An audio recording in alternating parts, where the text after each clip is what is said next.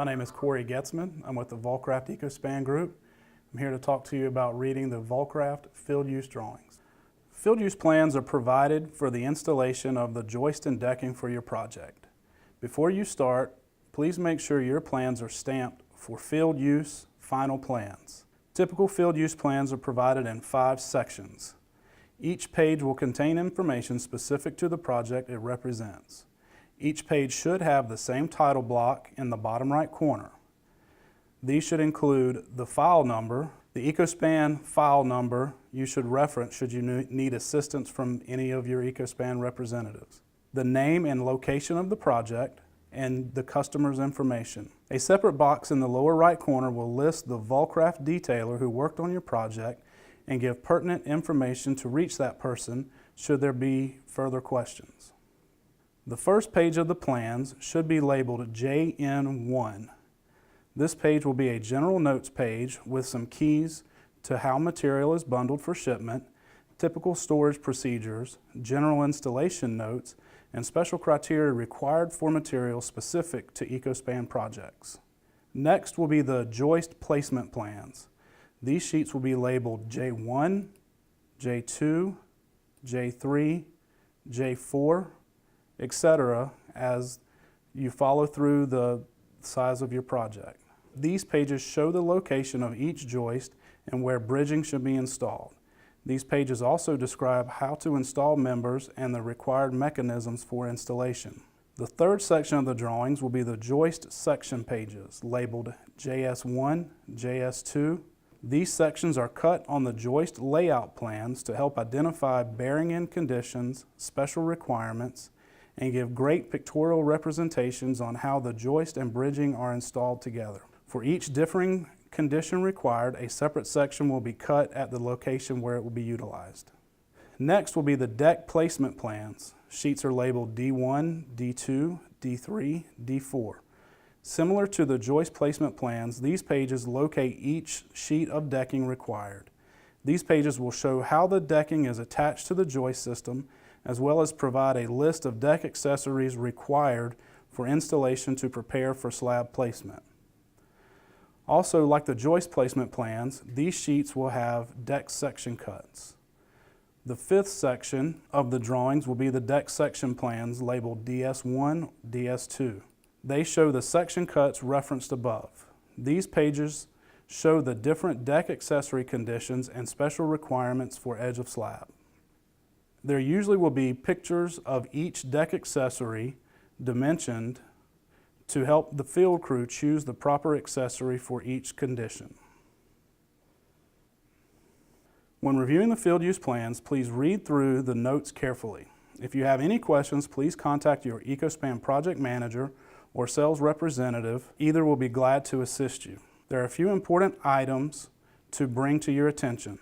The JN1 drawing should include a copy of the Ecospan installation guide. It will give directions on how to unload and store materials properly. It also shows preferred methods for rigging while lifting and placing the members you are installing. Please note the accessory attachment requirements that show how to install each deck accessory on your project correctly. Also take note to the proper installation of the shear flex screws. Be mindful to alternate between each angle of the top cord as shown in the diagram. Don't forget to review the bridging installation detail. The drawing symbols chart will be crucial as you progress through the drawings. On your joist placement plans, once again, please read each note for directions on proper installation.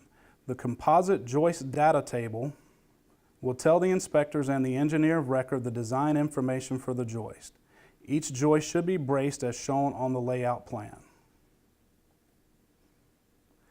Symbols are given to show what material is to be used for correct bracing. The plans also give the erector installer directions for installation requirements. When the erector begins to set the bar joist, please note several key items. Each joist is tagged with a J number. The joist itself will have a metal tag showing its J mark. On the plan, you can see the J mark and other symbols for that particular joist. Each mark on the plan should have a triangle at one end.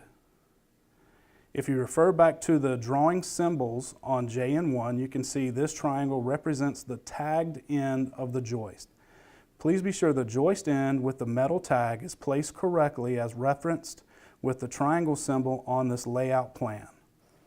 Follow the symbols and spacing shown for each joist.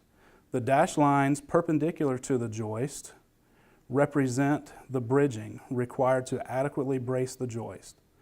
The notes on the joist layout plan tell you what type of bridging is required in each location. Please refer back to JN1 for proper bridging installation. Another piece of information on the joist placement plans are section cuts. These sections show bearing conditions and other special conditions that may be required. In this instance, please look at cut S1. Go to JS1 and find section S1. It shows you the end condition and proper installation of that joist end. The section shows the joist seat should be 4.5 inches deep. It shows the location of holes for a bolted connection. If the end condition of the joist does not match what you see in the section, please check the J mark on the joist to make sure it's the correct member. If there's still an issue, contact your Ecospan representative immediately. If correct, follow the directions shown. When reviewing the deck placement plans, please read through the notes carefully. Each deck type required for that particular plan will be shown on the drawing.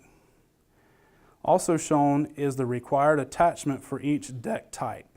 When installing the floor deck with the shear flex screw, be sure to alternate between each angle of the top cord. Also shown on this page are the accessories as well as quantities required. Instead of labeling each sheet of deck, the drawing shows the deck bundle number to be used in each location. Be sure to use the correct bundle and that each sheet of deck is the correct length. Be sure to follow the attachment pattern, including side lap requirements. The deck layout plan also shows the location of deck accessories required. A description of each deck accessory is shown on the deck section drawings. Also remember the required attachment of each deck accessory is shown on JN1. Like the joist placement plan, the deck placement plan has sections cut for additional notes and conditions. These sections are shown on DS1. For this example, look at sections D1 and D2. Section D1, shown on DS1, shows the edge condition. It shows the accessories required to prepare for concrete placement. In this example, D1 shows a PS1 on the outside edge and E-closures ECL4 and ECR4 required.